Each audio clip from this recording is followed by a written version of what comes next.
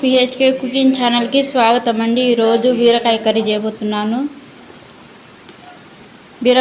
చేయబోతున్నానండి. ఎలా చేస్తానో చూపిస్తాను చూడండి. బీరకాయ తొక్కుతో కూడా పచ్చడి చేస్తారండి, అది కూడా చూపిస్తాను ఎలా తయారు చేయాలి ఏందని. బీరకాయ తొక్కు, ఈ తొక్కు చూడండి, ఇది కూడా వేస్ట్గా పాడయ్యారు. దీంతోనే కూడా చట్నీ చేస్తారు, చాలా బాగుండిద్దండి. పచ్చడి చేస్తారు. ఎలా చేయాలనేది నేను కూడా వీడియో చూపిస్తాను, ఇంకో వీడియో చూపిస్తాను.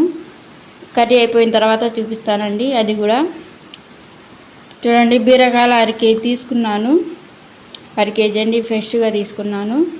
2 పెద్ద ఉల్లిపాయలు, 3 పచ్చిమిరపకాయలు. ఇది మొత్తం కట్ చేసుకున్న తర్వాత ఉప్పు కారం ఎలా వేయాలో అది మొత్తం చూపిస్తానండి. తర్వాత ఇంగ్రీడియంట్స్ చూపిస్తాను. ఇప్పటికి కట్ చేసుకుని పెట్టుకుంటానండి. చూడండి, మొత్తం కట్ చేసుకుని పెట్టుకున్నానండి. 1/2 కేజీ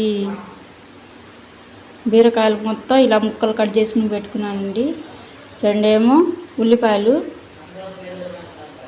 2 ఉల్లిపాయలు అండి, కొంచెం కరివేపాకు, 4 పచ్చిమిరపకాయలు, నూనె, కారం, పసుపు, ధనియాల పౌడర్, గరం మసాలా అండి.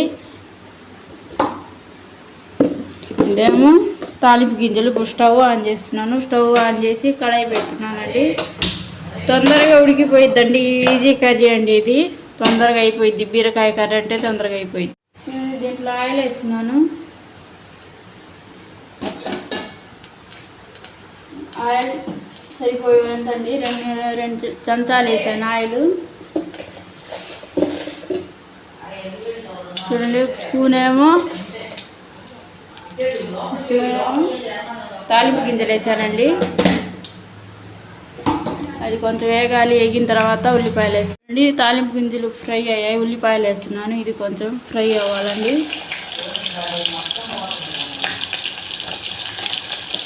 కర్రీ మటుకు టేస్ట్ బాగుండిద్దండి. ఇది అల్లంలోనైనా, పుల్కాలైనా, చపాతీలలో చాలా బాగుండిద్దండి. ఈ బీరకాయ కర్రీ తింటే ఆరోగ్యానికి మంచిదండి. అసలు హార్ట్ పేషెంట్లకి చాలా మంచిదండి. ఇది కొంచెం ఫ్రై అవ్వాలి. 2 నిమిషాలు ఫ్రై అయిన తర్వాత చూడండి, ఇలా ఫ్రై చేసుకోవాలండి. ఇలా ఫ్రై అయింది కదండి. ఇంకా కరివేపాకు, పచ్చిమిరపకాయలు ఇవి కూడా వేస్తున్నాను. ఇది కొంచెం అలా మొత్తం కలుపుకొని ఇంకా బీరకాయలు మొత్తం వేస్తున్నానండి. ఇది కొంచెం నూనెలో మగ్గాలండి. నూనెలో మగ్గితే వాటర్ మొత్తం పైకి వచ్చిద్ది. వాటర్ అనేది వేయనండి, ఆ వాటరే సరిపోయిద్ది. బీరకాయలు వాటర్లే సరిపోయిద్దండి. నేను అల్లం వెల్లుల్లి పేస్ట్ కూడా వేయట్లేదు, మామూలుగానే చేస్తున్నానండి. మామూలుగానే చేస్తేనే చాలా బాగా రుచిగా ఉండిద్దండి. అల్లం వెల్లుల్లి పేస్ట్ అనేది అసలు వేయట్లేదు నేను. కొంచెం సాల్ట్ వేసి మూతేస్తే చాలండి. బీరకాయల వాటర్ మొత్తం పైకి వస్తాయి. ఆ వాటర్తోనే బాగా కర్రీ చేసుకోవచ్చండి. వాటర్ అనేది వేయను నేను. ఇలా మొత్తం కలుపుకోవాలి. ఇలా కలిపాను కదండి. 1 స్పూన్ ఏమో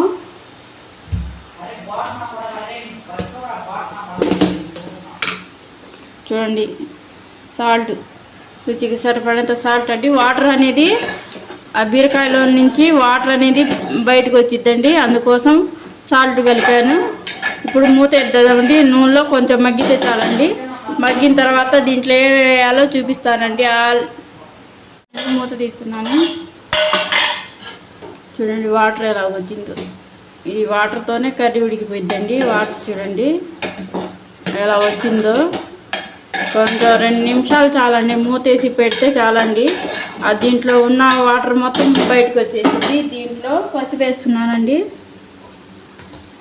1/2 స్పూన్ ఏమో పసుపు వేసాను. స్పూన్నరేమో కారం వేస్తున్నానండి. కారం అంటుంది, మీరు చూసుకొని వేయండి. ధనియాల పౌడర్ ఏమో 1 స్పూన్ అండి. లాస్ట్లో గరం మసాలా, కర్రీ ఉడికిన తర్వాత గరం మసాలా వేస్తానండి.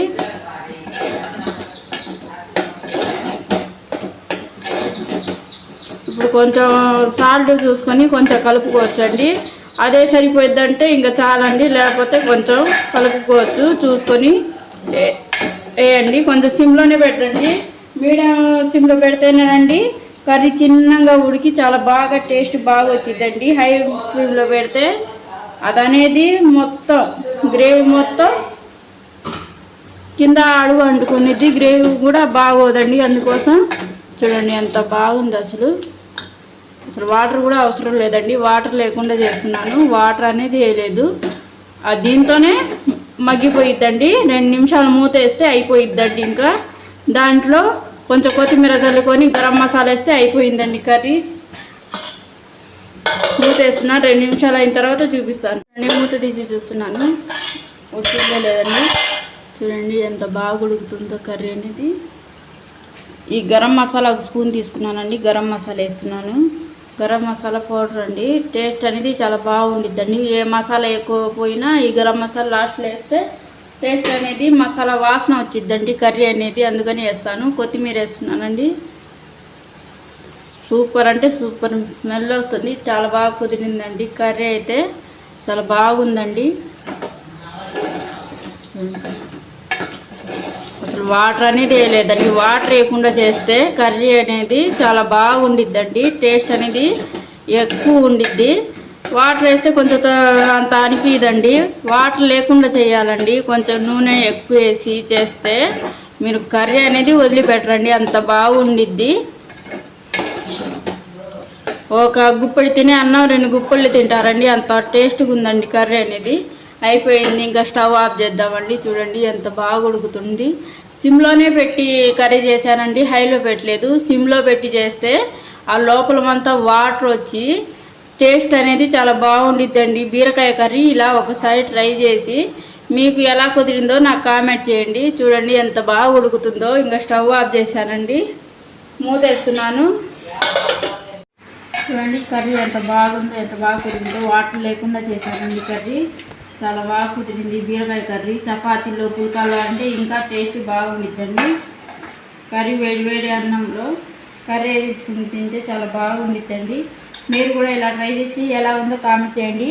బ్లాగ్ నచ్చినట్లయితే లైక్ చేయండి, షేర్ చేయండి, కామెంట్ చేయండి, సబ్స్క్రైబ్ చేసుకొని పక్కనున్న బెల్ ఐకాన్ క్లిక్ చేస్తే నా నోటిఫికేషన్ మీ దాకా వచ్చిద్దండి. సబ్స్క్రైబ్ చేసుకున్న చాలా చాలా థ్యాంక్స్ అండి.